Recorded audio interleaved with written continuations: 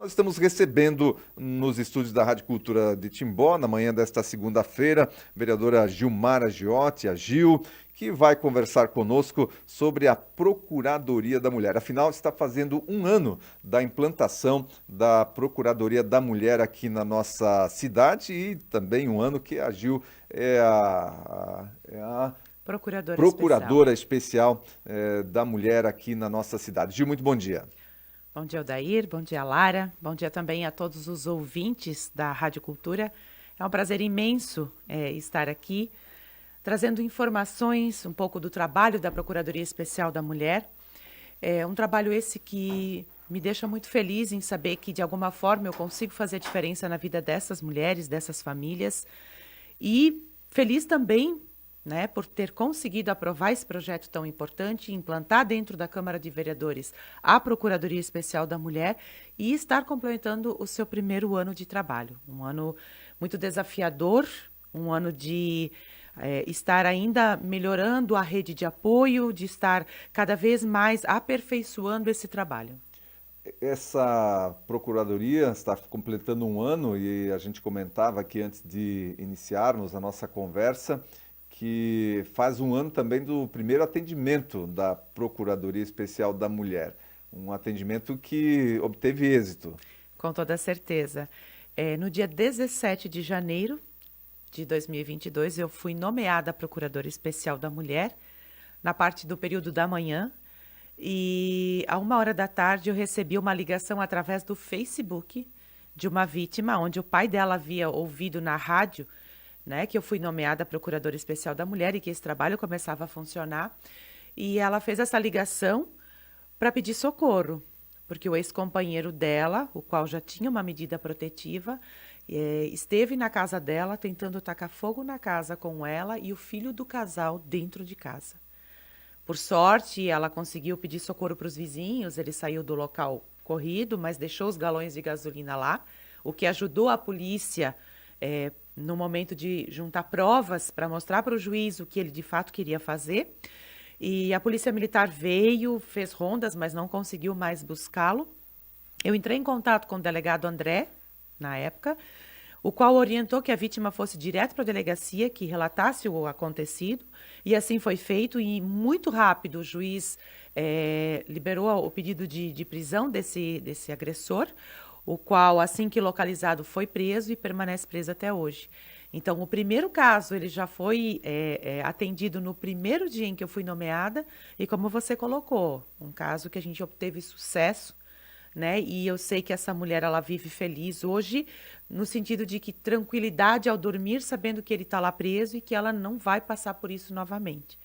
Então, esses traumas, essas agressões psicológicas que são causadas nessa vítima, deixam marcas que talvez leve muitos anos para serem apagadas. Então, toda a segurança que ela puder ter de imediato facilita um pouco mais o seu dia a dia. Eu atendo muitos casos na Procuradoria da Mulher, onde muitas mulheres nunca apanharam dos seus companheiros. Mas a violência psicológica feita com essas mulheres é tão grande, tão grave, que deixa marcas que elas fazem tratamento por muito tempo e ainda assim não conseguem se libertar desses traumas.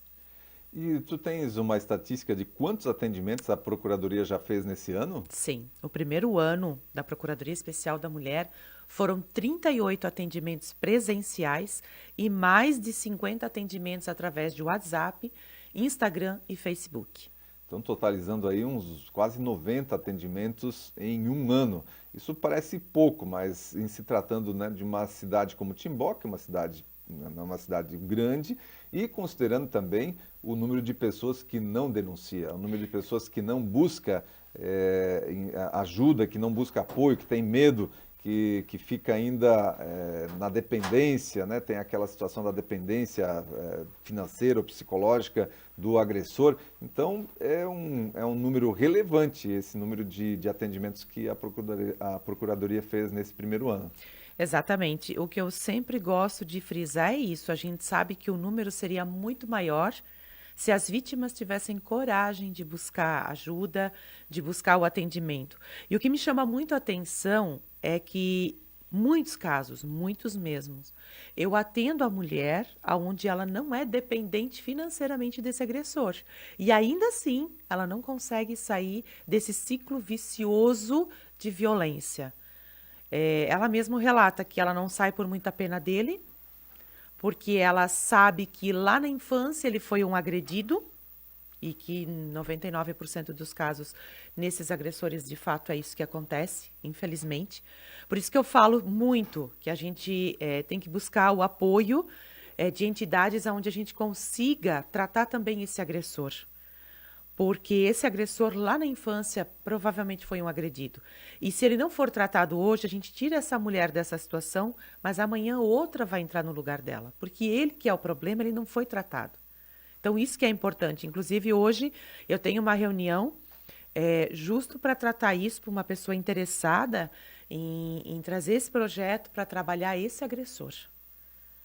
O agressor, esse agressor que você fala, os agressores de maneira geral, então, Isso para mesmo. ter um trabalho também. Mas aí é uma situação também complexa, né? Porque depende muito da vontade do agressor de receber ajuda, dele entender isso e de ele buscar essa ajuda também. O primeiro passo, eu acho que é esse, né? Ele entender que ele precisa de ajuda. Porque ele, na mente dele, ele tá fazendo que. Tá tudo certo, ele não tá errado. Errado é ela. Ele briga com ela por culpa dela. Isso é o que a gente mais observa nos relatos das vítimas. Ela é culpada, por isso ele briga com ela. Ela é que provoca, por isso ele bate nela. E não é. Né? Ele cria todo um cenário e muitas vezes elas dizem, elas relatam. Eu, às vezes, acho que eu tô ficando louca. Mas, de fato, ele faz uma pressão psicológica tão grande na vítima que, de fato, ela pensa que ela está ficando louca. Que ela é, de Que fato, a ela é a culpada. culpada. Ela, de fato, é a Exatamente. culpada. Eu dei muitas palestras nesse um ano da Procuradoria da Mulher e fui em empresa, fui em escola, que eu acho que a escola é o mais importante, porque é onde a gente começa a tratar a raiz do problema, para orientar os nossos jovens o que que é um relacionamento abusivo, para identificarem isso e não permitirem que quando começam aquelas paquerinhas na adolescência, elas não permitam que esse relacionamento abusivo aconteça com elas e que elas consigam identificar o que é de fato um relacionamento abusivo. E nessas palestras eu consegui identificar já muitas meninas que passam, que já enfrentam esse relacionamento abusivo. E também, certamente, você deve ter muitos casos de jovens que, à medida em que faz a palestra, já identificam o que acontece na sua casa. Com toda certeza. Infelizmente, tem muitos jovens que choram e que daí, depois que a palestra termina, eles vêm conversar comigo e me relatam que eles vivem isso dentro de casa. O pai não respeita mais a mãe, não respeita os filhos. Muitos deles me relatam que a mãe apanha, a mãe é espancada e quando o pai termina, a mãe vai para os filhos. Então, eu sempre falo que além de ajudar eles, eu tenho que trabalhar o meu psicológico, porque é triste você ver um adolescente chorando e contando o que ele vive dentro de casa. Pior ainda é quando eu atendo crianças que são molestadas e que são agredidas sexualmente pelo pai ou pelo padrasto. Infelizmente, isso acontece e muito aqui na nossa cidade. Por isso que quando eu vou nas palestras, eu oriento muito, tanto nas empresas quanto nas escolas. Observem, e faço até esse pedido aqui, observem a sua amiga de trabalho, observem o seu amigo de escola. Se talvez por sinais ele não está querendo te falar alguma coisa, não está querendo te pedir socorro de alguma forma, porque eles não têm coragem de chegar e falar. Né? Mas por sinais eles começam a demonstrar que alguma coisa está errada e que eles precisam de ajuda. Nas empresas o maior relato que eu ouço é que eu percebo que hoje ela vem com um roxo no braço, amanhã ela vem com um roxo no rosto, tudo ela bateu, ela caiu, mas comece a dar atenção para essa vítima. Talvez ela não tenha coragem de falar o que está acontecendo por medo. Medo que, ela não sabe a tua intenção de ajudá-la. E talvez o agressor vai saber que ela relatou isso para alguém. Então, tentar mostrar primeiro que você está ali para ajudar e não para criticar e nem para condenar. E isso eu deixo sempre muito claro nos meus atendimentos dentro da Procuradoria da Mulher. Eu não estou lá para julgar ninguém.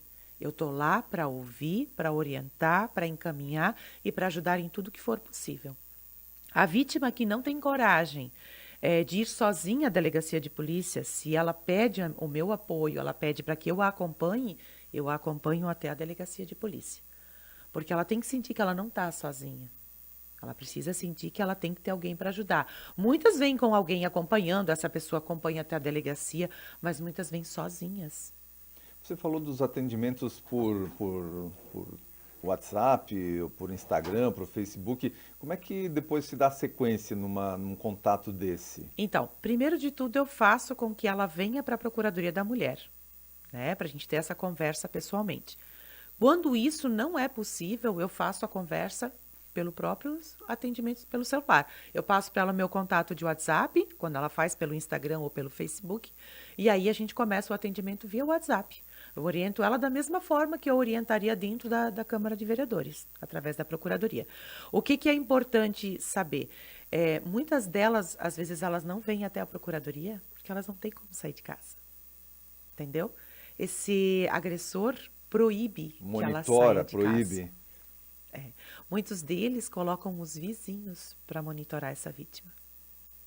O que é triste, porque daí o vizinho, em vez de às vezes ser uma porta de refúgio para ela, é alguém que está incentivando e ajudando o agressor. Existe disso, então também o próprio vizinho colaborando com o agressor. Sim. Mas nesse caso o vizinho sabe que está fazendo isso, que está É que colaborando com a agressão? na maioria o vizinho já é amigo do agressor. Então, por isso que acaba ajudando e facilitando. Eu já peguei casos assim, por isso que eu falo. Existe casos onde o vizinho é o porto seguro e quem ajuda essa vítima. Mas eu já peguei casos onde o vizinho é quem monitora o passo dela quando o agressor não está em casa. Muitas delas, muitas vezes elas não trabalham fora porque justamente o agressor proíbe. E eu sempre oriento as mulheres, principalmente nas palestras que eu vou nas empresas, a prestarem atenção, porque é um ciclo vicioso e ele tem sempre o mesmo começo. No relacionamento, primeiro ele vem com a conversa de que, não, você não precisa trabalhar fora. Você vai ficar em casa, vai cuidar de mim quando ele já tem filho. Não, vai cuidar dos nossos filhos, para ter um tempo de mais qualidade para os nossos filhos. Esse é o primeiro passo. Depois, ele começa a dizer para ela que a família dela não gosta dela, que a família dela só quer que os dois briguem e afasta ela também do ciclo de amigos e ciclo familiar. E daqui a pouco, então, começam os xingamentos, porque, como eu falei, sempre começa pela violência psicológica. E aí, depois, então, parte para a violência física. É muito difícil, eu peguei pouquíssimos casos onde ele já começou pela violência física. Todos começaram pela violência psicológica. É xingação, é humilhação, baixando a autoestima dela, fazendo ela se sentir feia, fazendo ela sentir que lá fora ninguém vai valorizar ela se não for ele, que o pai e a mãe não gostam dela, só ele que gosta dela. Então, ele tira ela do trabalho, ele tira ela dos amigos, tira ela da família, e aí para quem que ela vai pedir socorro? Se a vida dela é dentro de 4 paredes com o agressor e cuidando dos filhos. Isola, né? E acaba isolando a vítima para poder ter o controle Total. total sobre ela. É uma situação realmente terrível e você que atua diretamente com essas situações certamente precisa também ter uma força mental e psicológica para lidar com esse tipo de situação. A gente falava aí dos números, 38, mais quase 90 casos em um ano, e é isso mesmo. Hoje mesmo a Lara relatava aqui uma situação de uma senhora no bairro Dona Clara, 62 anos, né? Eu 62 estava anos, ouvindo. que foi ameaçada pelo próprio marido, ameaçada de morte pelo próprio marido. E esse tipo de situação é uma situação recorrente aqui no noticiário da nossa cidade, quando a gente pega no âmbito local. Se a gente começa a ampliar isso um pouco mais no espectro aqui da nossa região, do Vale do Itajaí, isso chega a números absurdos. Eu já participei de uma entrevista onde me perguntaram se existia uma idade específica, né, de atendimento. Eu falei que não, e isso já prova.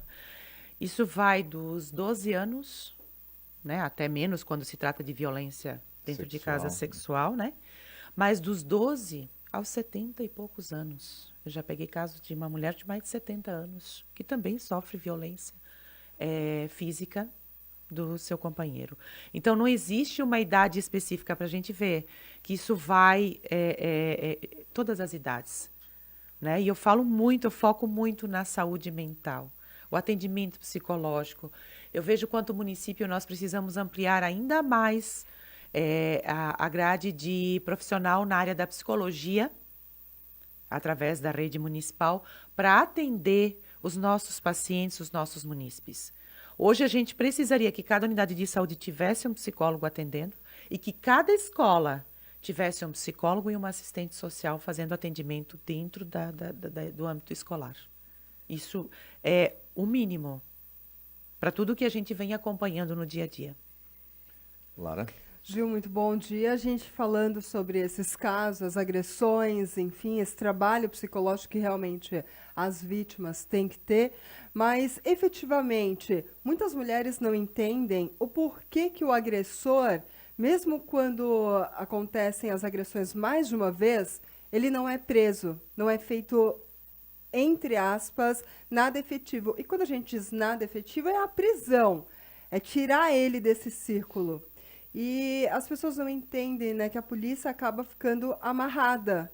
Ou, na maioria das vezes, quando prende, a justiça solta. E isso acaba inibindo as mulheres de fazer essas denúncias? Com toda certeza, porque isso é um dos relatos que eu ouço muito.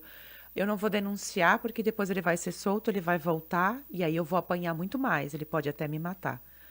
E, infelizmente, a gente sabe que essa realidade, é como você falou, não depende só da polícia, mas essa realidade, ela existe. A gente já pegou casos aí, não foi nem violência física, mas o caso da relojoaria acima, onde a polícia prendeu e depois o juiz soltou. Né? Então, a gente não consegue dizer se esse agressor, depois de preso, ele vai permanecer preso. Fica difícil. Isso eu relato para as vítimas quando elas me procuram. Eu não posso, quanto procuradora especial da mulher, garantir que esse agressor vai ficar preso. Eu falei aqui, aquele primeiro caso que eu atendi, o agressor está preso até hoje. Mas tinha provas, ele deixou provas no local da intenção dele. Isso mesmo, o que a gente precisa muito é essas provas. Eu já atendi também casos onde o vizinho chamou a polícia, porque ouviu as brigas, ouviu ele batendo na mulher. A polícia chegou e a mulher disse que não estava acontecendo nada. A partir desse momento, a polícia não pode nem entrar na residência, né? Então, precisa sempre ter o apoio dos relatos do vizinho, da vítima e provas concretas de que realmente isso está acontecendo. Porque a gente sabe que a polícia, eu já tive essa conversa com o delegado André, eu falo delegado André porque ele é delegado no nosso município há mais tempo, o doutor Ismael está há menos tempo, então eu não tive ainda tanto contato assim. Mas eu lembro muito no ano passado que essa era uma das conversas rotineiras que eu tinha com o delegado André, que eu queria entender o porquê que esse agressor não ia preso logo, por que ele não ficava preso. E aí, por isso que ele falou para mim, Gil, quanto mais informações concretas vocês trouxerem, a vítima trouxer, até mesmo para mim, enquanto procuradora, as pessoas trouxerem através de denúncia. E quando eu falo denúncia, a identidade do denunciante ela será preservada, em momento nenhum chegará a saber quem foi o denunciante. Mas que essas denúncias concretas cheguem, a gente consegue levar isso para a polícia e a polícia, de fato, consegue agir com provas concretas na mão e aí sim, então, prender esse agressor e mantê-lo preso. Tem esse caso, né, Lara, que você relatou outro dia aí, de uma pessoa aqui, de uma moça aqui na cidade de Timbó, que foi no bairro das Nações. Foi assediada, né? Esse era um caso também que eu ia levantar, porque a gente fala muito, está comentando muito sobre a agressão, às vezes quando a agressão já chega naquele nível trágico que é a violência física. Mas a gente observa também casos de assédio, que a gente não pode esquecer que também é um crime. Se não tão grave pela agressão física, mas grave psicologicamente para a mulher, né, Gil? Com toda certeza. A violência psicológica, eu volto a dizer, ela deixa marcas que ninguém vê, mas que a vítima sofre muito e talvez nunca se liberte dessas marcas, desses traumas. Esse caso em específico no Bairro das Nações, eu até venho acompanhando, porém a vítima ainda não procurou a Procuradoria da Mulher para fazer a denúncia. Mas é um caso que a gente precisa de provas concretas para conseguir deter esse agressor, até porque assim, ele está fazendo essa importunação sexual contra essa mulher, mas daqui a pouco podem ser outras. Até porque ele abordou ela na rua. E pode chegar a vias de fato mesmo. Exatamente isso que eu ia falar agora. E o detalhe é esse. Agora foi uma tentativa. E se ele chegar às vias de fato? Né? E essa importunação, Se eu não me engano, segundo a Lei 13.718 de 2018, comprovada, ele pode pegar de 1 a 5 anos de cadeia, de detenção. Então, a gente precisa de provas concretas. Então, eu faço aqui mais uma vez um apelo a quem estiver ouvindo e que tiver provas concretas que nos auxiliem. A gente jamais vai dizer quem foi que trouxe as provas, mas a gente precisa juntar essas provas para que a polícia consiga atuar, né, e atuar e prender esse agressor. Até porque, como a gente falou, hoje é ela, amanhã pode ser outra e daqui a pouco ele pode de fato conseguir fazer alguma coisa. E se for uma criança que mais ainda é indefesa, né? Daqui a pouco a gente vai para o período escolar, as aulas voltam. Quantas crianças ali de 10, 11 anos passam por aí até menor? Então, a gente precisa que a coisa seja feita com mais agilidade, até pelos próprios moradores. Nesse caso, é importante colocar, Gil, a importância de se ter as imagens, o vídeo, né? Porque Isso temos, mesmo. é uma área residencial, tem câmeras de vídeo monitoramento. A polícia não pode efetuar a prisão em flagrante quando o fato já aconteceu. Isso, Não houve o né? flagrante no momento, né? Exato, exatamente. Não teve como. Mas a Polícia Civil, através da investigação, pode fazer esse trabalho. E para isso é que precisa das imagens, né? Exatamente. Por isso que fotos, vídeos são muito importantes.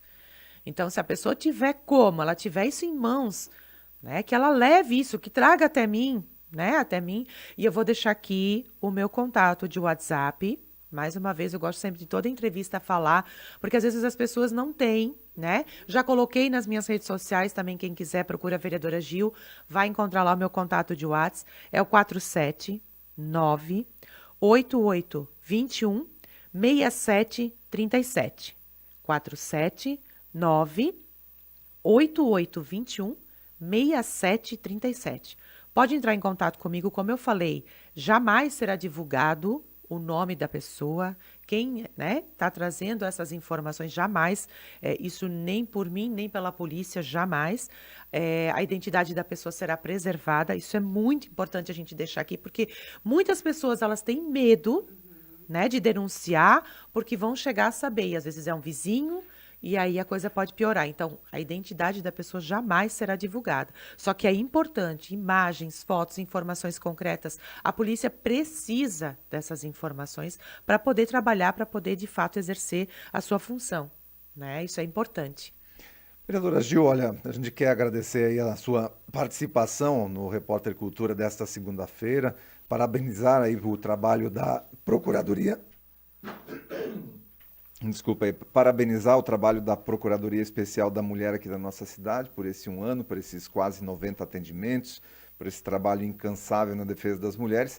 Colocar aí mais uma vez a Gil para repetir o número do celular e como as pessoas fazem para entrar em contato, porque tudo começa com a denúncia. Se não houver uma denúncia, não há como se trabalhar nada, né? Não trabalhar nem a questão da proteção, nem a questão da conscientização que está sendo buscada aí com as pessoas envolvidas, inclusive com o agressor. Enfim, tudo começa com um primeiro passo, que é a denúncia, Gil. Fique à vontade aí para repetir os contatos. Mais uma vez, a gente agradece a sua participação.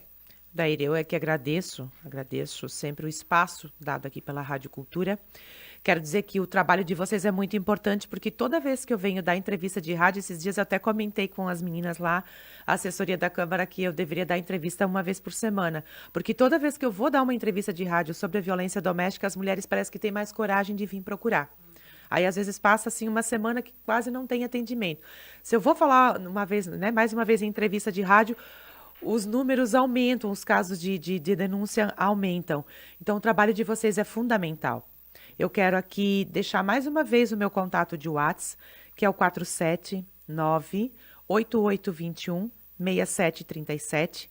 E além do WhatsApp, não conseguiu, né, identificar o meu número através do Instagram, através do Facebook, pode entrar em contato comigo, que eu já vou orientar essa mulher. Se ela não consegue vir até a Câmara, como eu coloquei, que muitas, às vezes, não conseguem vir porque não tem como sair de casa, elas podem fazer o atendimento através do WhatsApp.